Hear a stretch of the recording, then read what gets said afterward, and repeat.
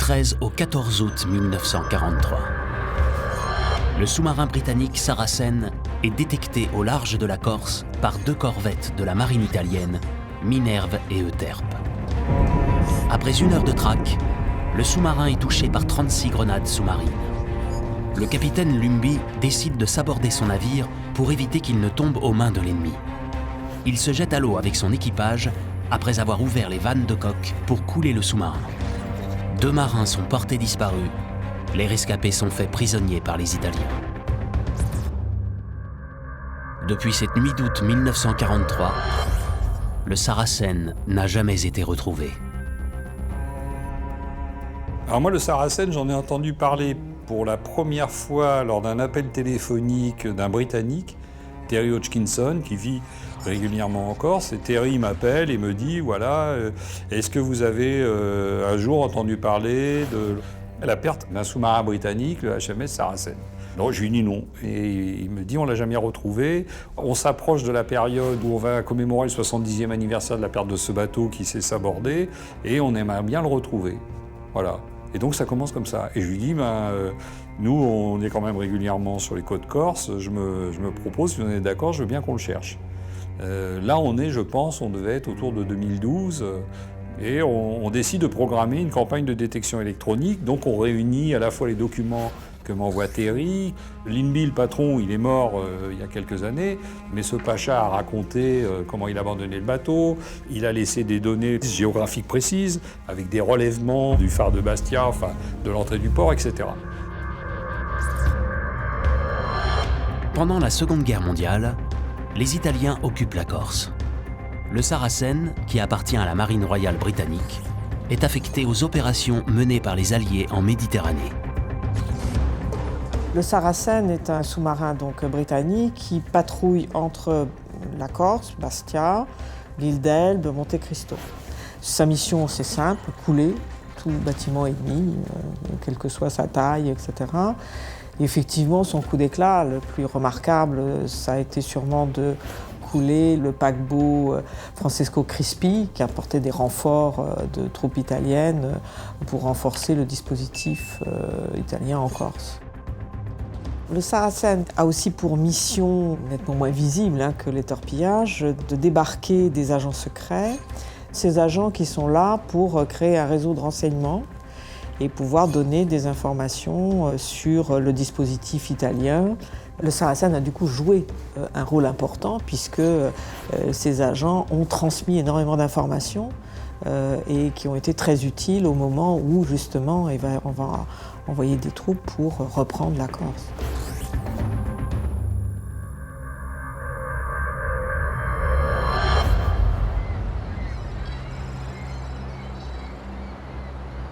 Après une enquête menée au sein des archives des marines britanniques et italiennes, Michel Lourd et Franca Sibechini ont retrouvé plusieurs indices.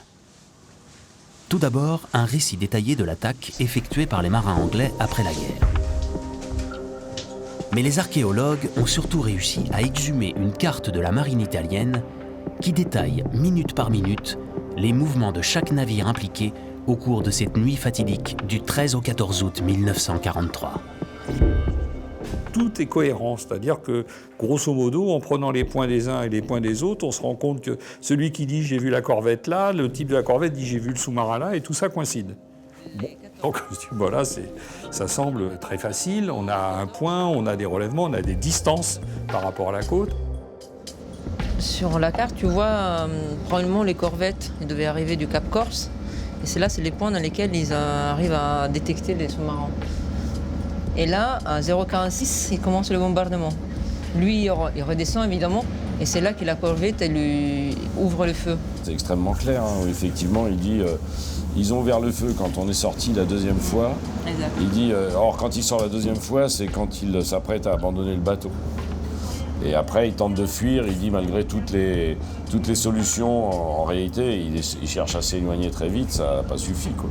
C'est pour ça que je crois que la carte, c'est extrêmement précis, en fait. Ouais, voilà, c'est là qu'il est. D'après les indications de la carte, l'épave du Saracen devrait donc se trouver dans une zone située entre Bastia, le Cap Corse et l'île d'Elbe. Mais le point précis où le navire a coulé n'est pas si simple à déterminer.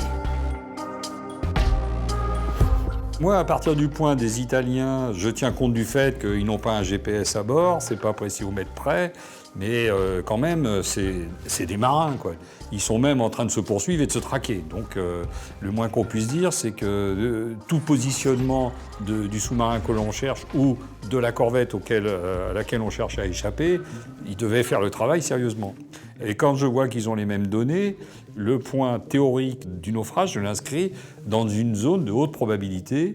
On a fait autour une zone de 2 à 3 000 de côté.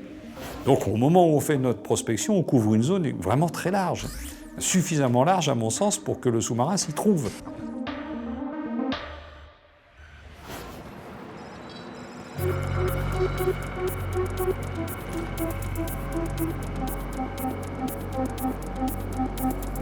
Selon les plans du Saracen, l'épave devrait mesurer 7 mètres de hauteur. Elle devrait donc être parfaitement détectable par le sonar. Allez, c'est parti, donc route au nord. La zone a été quadrillée en plusieurs secteurs de recherche que le navire va sillonner minutieusement selon une trajectoire déterminée. Le but est que toute la surface du fond soit balayée par le sonar.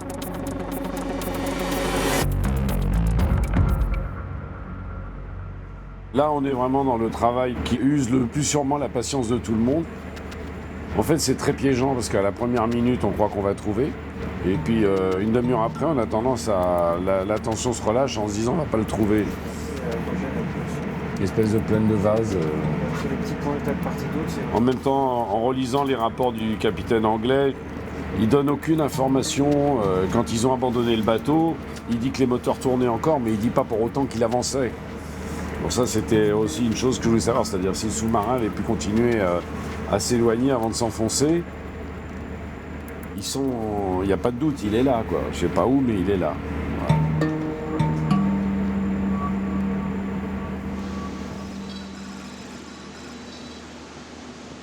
Changement de méthode. Michel a décidé de jeter un coup d'œil directement au fond. Piste montée.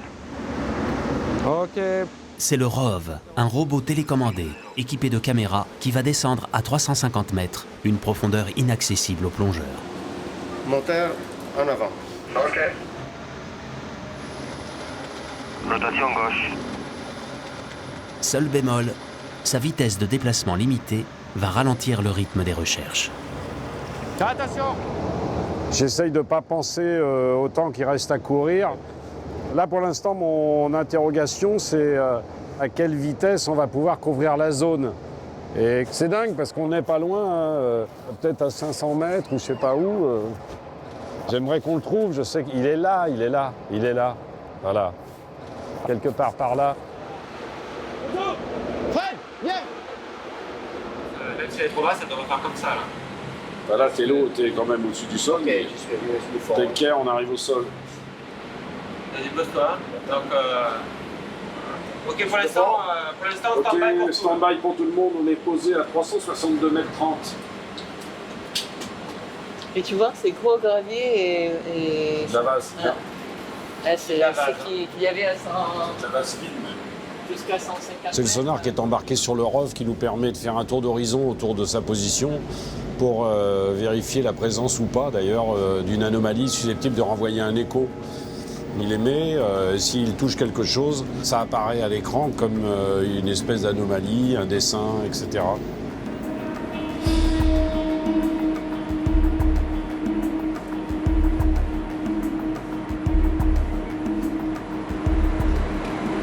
Philippe, tu peux donner 10 mètres de câble de plus, s'il te plaît ?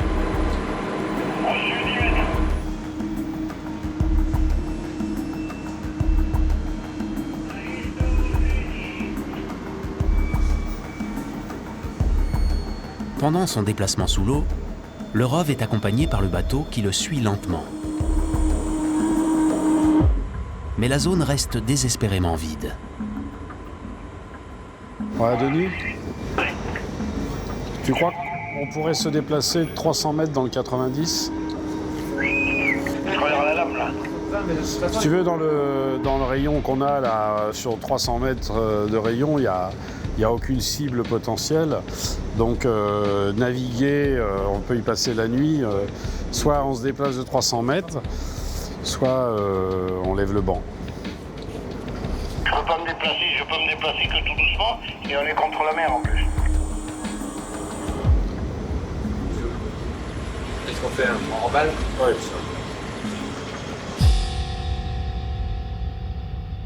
Le problème, c'est que la météo nous interdit d'appliquer la méthode qu'on avait souhaité mettre en place, parce que le bateau lutte contre la houle et le ROV lutte contre le courant. Et malheureusement, les choses sont contraires. Et par ailleurs, quand on fait des tours de sonar, il n'y a rien, quoi. Donc, c'est une déception de ne pas avoir réussi là. En revanche, je pense qu'on va le trouver, oui. Ce bateau, il est là depuis longtemps, il peut nous attendre encore quelques semaines.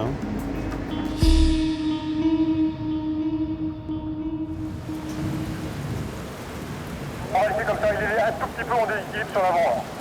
Et on maintient le corps comme ça. Affirmatif. Parti, attention, je le lève. La tombée de la nuit et la météo obligent l'équipe à suspendre les recherches. Le ROV remonte à bord. Attention. Oh là. Tu peux passer en vitesse 1, s'il te plaît, sur le winch. Ouais, tranquillou, hein, c'est vitesse minimale. Hein. Faut faire attention au câble hein, quand il y a du mou, Denis. Là. Pour l'équipage de l'André Malraux, la journée se solde par un échec. Dans la cabine, Franca refait ses calculs. Tout semble pourtant concorder. L'épave devrait être tout près.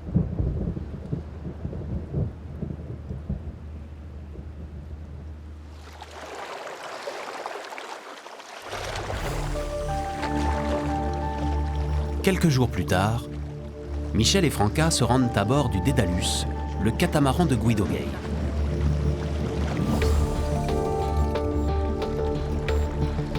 Guido est un ingénieur italien à la retraite, passionné d'exploration sous-marine. Il a mis au point ses propres outils de recherche qu'il expérimente pendant ses sorties. Grâce à un sonar et à son robot Pluto, il a déjà fait de nombreuses découvertes entre la Corse et l'Italie.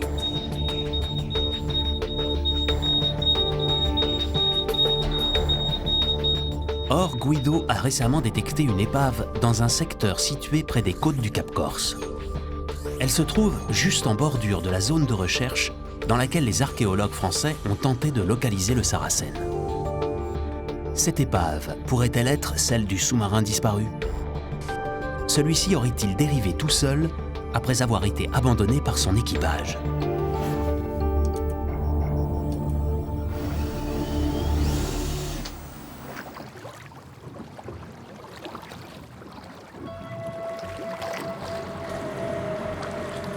Guido envoie donc son robot Pluto pour filmer des images de l'épave.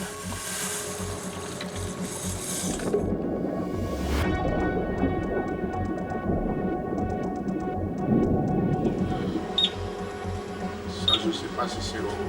Le fond est à combien? Il était haut parce qu'on voyait l'angle. Je dirige maintenant sur le cible.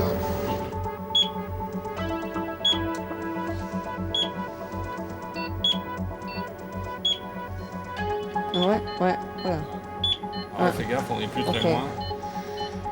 C'est du métal, hein. Après 30 minutes de plongée, le robot Pluto arrive sur l'épave.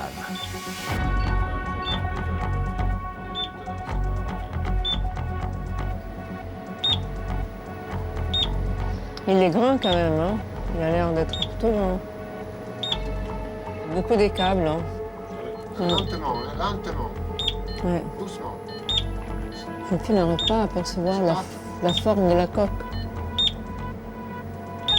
Ça fait 5-6 mètres de hauteur. Je pense que c'est un chalot, non, Michel? Ouais, c'est pas les Saracens, hein, tu regardes. Demain. Ah non, je pense pas que ce soit les Saracens, hein. C'est pour avoir une idée plus claire de la coque. Dans ce cas, je sais pas qu'est-ce que c'est pas.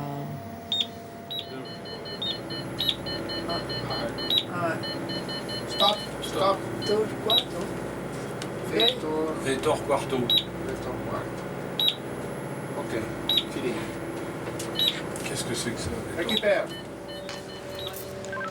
Denis Defranca. Oui. Alors, c'est une épave grande, mais ce n'est pas les Saracens. Ok. La découverte du Vettor Quarto est un nouvel échec pour Michel et Franca. On est dans une zone qu'aujourd'hui on a totalement balayée. Alors, on a plus de 230 km² maintenant de superficie couverte. Et ce qui est intéressant, c'est que sur le plan de l'archéologie, c'est qu'on trouve plein de points, qu'on a des épaves, mais pour des raisons qui m'échappent complètement. Celui que l'on souhaitait identifier avec plus de précision, là, il n'est pas dans ce carré. Il n'est pas là. Donc, je comprends pas. Je comprends pas.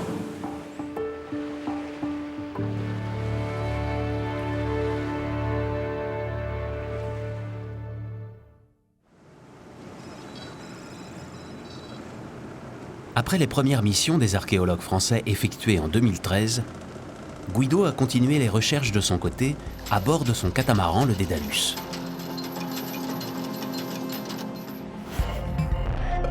Selon lui, si l'épave du Saracen n'est ni dans la zone de recherche initiale, ni à proximité des côtes corses, alors elle est peut-être plus au large, voire au-delà de la frontière, dans les eaux italiennes. Pendant plusieurs semaines, Guido a donc concentré ses recherches sur une vaste zone située cette fois dans les eaux italiennes. Mais là encore, sans succès. Alors, les pistes bleues que vous voyez représentent la surface explorée par le sonar. Je suis arrivé à couvrir une surface de plus de 1000 km² de fond marin. On ne s'expliquait pas pourquoi je ne trouvais pas le Saracen. Hein? Ce n'était pas raisonnable. Face à ces échecs répétés, et convaincu que le sous-marin est quelque part dans l'une des zones déjà prospectées, Guido décide de reprendre l'analyse de tous ses relevés sonars. Il est peut-être passé à côté de quelque chose. Car le sonar de son catamaran scanne les fonds sous-marins à la verticale du bateau sur une surface de 150 mètres de large. Les zones déjà explorées par Guido apparaissent ici sous la forme de bandes de couleur bleue et suivent la trajectoire empruntée par le catamaran. Vous voyez ici, il y a un passage vers le haut et ici un passage vers le bas. L'hypothèse de Guido est que sur des portions infimes de terrain, situées à l'interface entre deux bandes successives, une micro-anomalie a pu échapper aux ondes acoustiques de son sonar. Il a donc reproduit ses prospections en s'efforçant cette fois de couvrir scrupuleusement tous les fonds situés précisément à ces jonctions entre deux bandes. J'aurais passé cette zone-là et je n'ai rien trouvé. J'aurais passé cette zone-là, je n'ai rien trouvé. Et puis, j'ai repassé cette zone-là et là, j'ai trouvé. Et voilà, ça c'est un écho que je n'avais pas trouvé avec les passages précédents. Je me suis dit, là c'est l'écho du Saracen.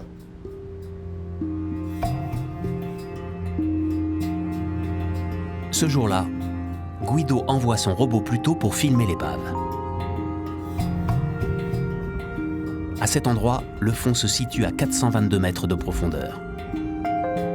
Et les premières images capturées par le robot ne laissent plus de doute pour l'ingénieur italien.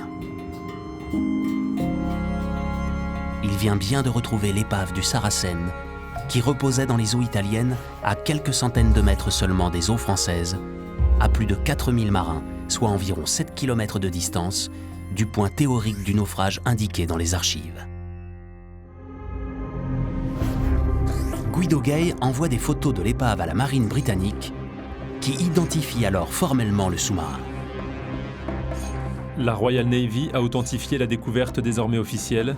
L'épave du sous-marin britannique Saracen vient d'être retrouvée par 422 mètres de fond entre le Cap Corse et l'île d'Elbe. Localisé de l'autre côté de la frontière avec l'Italie, le point précis où se trouve l'épave n'est donc pas communiqué aux autorités françaises.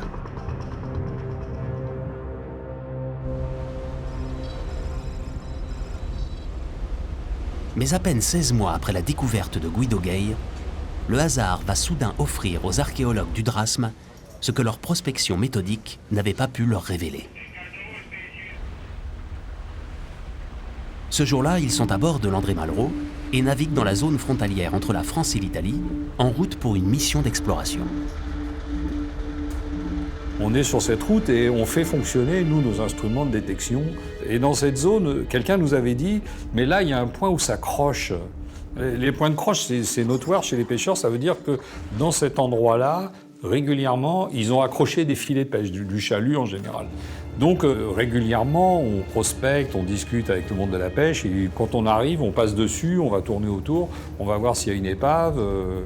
Et là, descendant en Sardaigne et passant sur la route, on en avait discuté, j'ai dit, mais il y a ce point de croche, ça vaut peut-être le coup de voir si on peut le détecter. Et au moment où on passe sur le site, j'ai à Denis, il y a un kiosque, quoi. Et donc, on repasse dessus, on a circonscrit la zone, on se dit, bah, il y a vraiment un truc, quoi. Et donc, j'ai dit, écoute, on a le matériel à bord, on va descendre le robot, avec l'idée que, comme là, on sait qu'on est juste côté italien, on se dit, on préviendra les Italiens. Ça nous arrive assez régulièrement quand même de les aviser de telle ou telle épave qui nous a été signalée ou qu'on a vérifiée. Oh bah 60.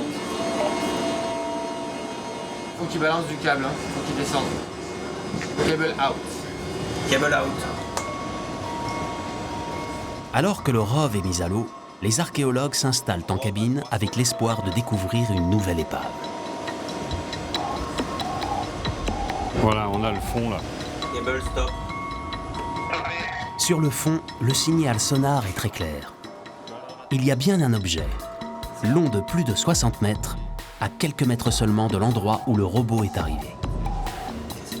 Pour l'instant, les images ne laissent apparaître qu'une eau teintée de vase, éclairée par les puissantes lumières du ROV. C'est de la vase, hein. Il y a quelque chose là.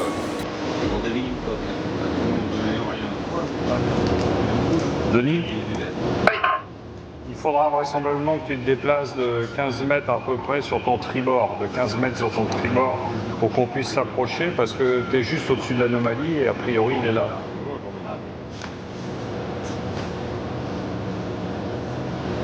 Ça se dégage un peu, tu vois. Regarde. Regarde. Ouais. C'est étonnant qu'il y ait autant de câbles. Il faut qu'on remonte pour voir au-dessus. On n'a rien de significatif. C'est quand même c'est haut, hein. Ah oui, ah oui, voilà, le panneau, regarde là. Oui, tout à fait. C'est ouvert là. Attention à gauche, ouais, voilà, c'est ça. Il n'y a pas de doute. Là, on voit beaucoup mieux. Tu as du filet ici, hein. Donc il faut que tu restes un peu au-dessus, hein. Reviens sur ta gauche.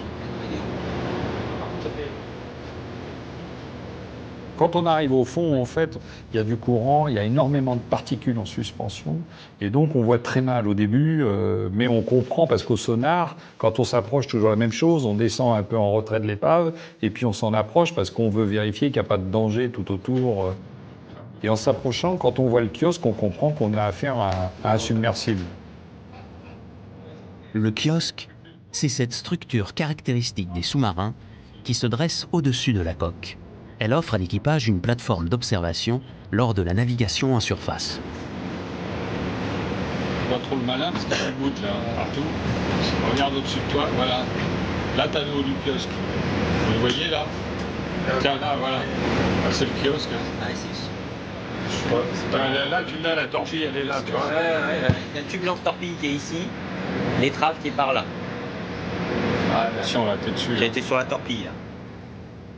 Les images du robot ne laissent pas de place au doute. L'équipe reconnaît immédiatement les flancs du submersible. Il s'agit bien du Saracen. On n'a pas mis 5 minutes à comprendre qu'on était tombé sur le Saracen. On voit les torpilles, donc on voit que c'était même un sous-marin qui était dans une phase de combat, quoi. Oui, ça c'est le kiosque, regarde, on voit les petites fenêtres à l'avant, là. Dans la cabine, Michel et son équipe ont du mal à réaliser. Après avoir échoué à retrouver ce sous-marin au cours des missions précédentes, ils viennent de le découvrir par hasard. C'est difficile à imaginer pour ceux qui ne l'ont jamais fait, mais passer des heures et des heures et des heures au fond, avec le robot à sillonner, à faire des lignes en permanence, et on ne trouve rien, et tout d'un coup, il est là, quoi. C'est quand même extrêmement satisfaisant. On se dit, voilà, maintenant je sais où il est, quoi.